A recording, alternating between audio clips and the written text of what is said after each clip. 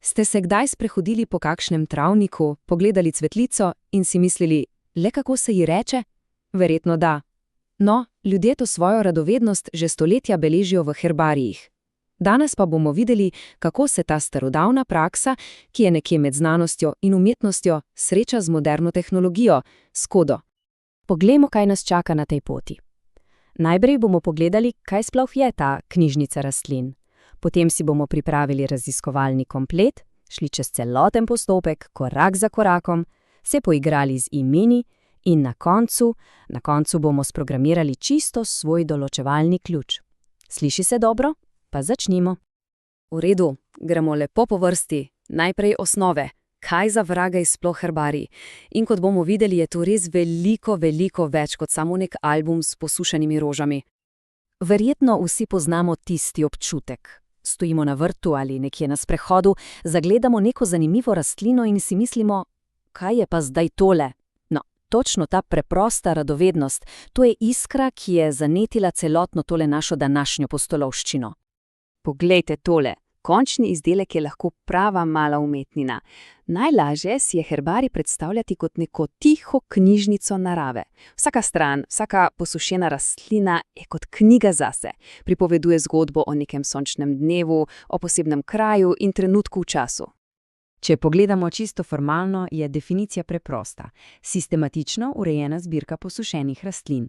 In ključna beseda tukaj je sistematično. To ni samo naključno lepljenje cvetlic v zvezek. Gre za premišljen proces, ki ima svoja pravila, skoraj znanstvena načela. In ravno v tem je čar vsega skupaj. Lahko je čisto sproščen, ustvarjalen šolski projekt ali pa res natančna, formalna, znanstvena zbirka. To je dejavnost, ki je res dostopna vsem, ne glede na starost ali to, koliko predznanja imamo.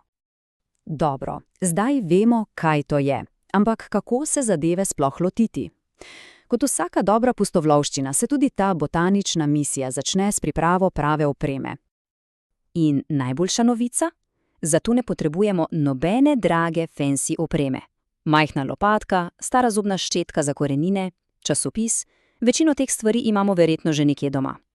Ampak preden se zaletimo ven, ena res pomembna stvar, varnost na prvem mestu. Pazimo na promet, previdnost z orodjem in seveda zaščita pred klopi, da bo naša pustolovščina res ostala prijetna izkušnja. V redu, opremo imamo, zdaj pa tisti ključni del. Kako tisto lepo rastlino s travnika spraviti na papir. Poglejmo si postopek, lepo korak za korakom. V bistvu gre za 4 preproste korake. Najprej nabiranje, kjer je pomembno, da dobimo celo rastlino s koreninami vred. Potem pride na vrsto stiskanje in sušenje. Tukaj je treba imeti malo potrpljenja. Na koncu pa vse skupaj samo še pritrdimo in pravilno označimo.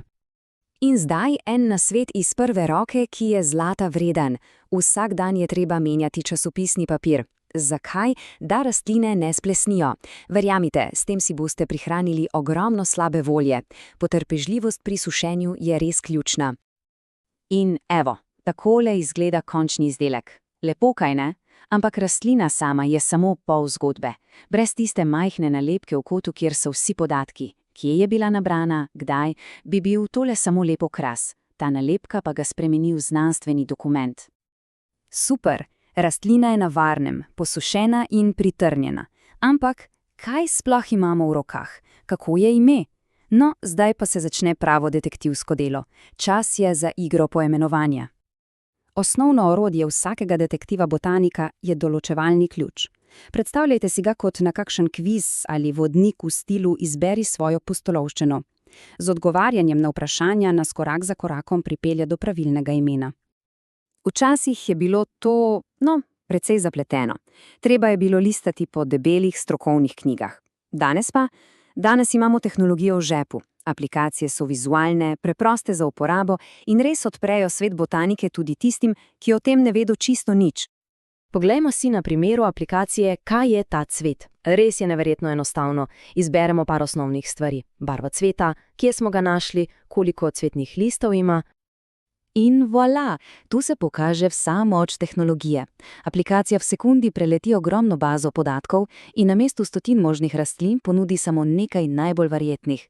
Naše detektivsko delo je naenkrat postalo precej lažje. Ok, to je bilo super, ampak zdaj pa gremo še en korak dlje, na naslednji nivo. Od tega, da ključ samo uporabljamo, do tega, da ga sami ustvarimo. Kaj pa, če bi ta ključ sprogramirali kar sami? Tale Einsteinova misel je popolna za naš zadnji korak, ker ne gre se več samo za pomnjenje imen rož. Gre za to, da res razumemo logiko v ozadju, da iz pasivnih uporabnikov postanemo aktivni ustvarjalci. Ker tista logika odločanja v določevalnem ključu, tista vprašanja da ali ne, ki nas vodijo po poti, to je v bistvu čisto preprost algoritem. In ta isti način razmišljanja je srce programiranja. Z orodji, kot je Scratch, pa lahko ta algoritem zelo preprosto pretvorimo v kodo. Poglejmo tole primerjavo, da bo vse skupaj bolj jasno. Vprašanje v ključu, naprimer, ali ima žival dlako, je v programskem jeziku preprost pogojni stavek. Če je odgovor da, potem. Odločitev nas v knjigi pošlje na naslednji korak, v kodi pa program sledi določeni veji. Na koncu pa oboje pripelje do rezultata. In s tem se zgodi nek ključen preskok v glavi. Aplikacija na telefonu ni več samo neka črna skrinjica, ki nam čudežno da odgovor. Ko razumemo logiko za njo, postanemo ustvarjalci. Ne učimo se več samo o nečem, ampak se učimo z ustvarjanjem. In to nas pripelje do konca in do enega vprašanja za razmislek. V tem našem hitrem digitalnem svetu, kjer je vse tako bežno, kakšno vrednost ima to, da si vzamemo čas, se ustavimo in ustvarimo trajen fizičen zapis sveta, ki je tik pred našimi vrati?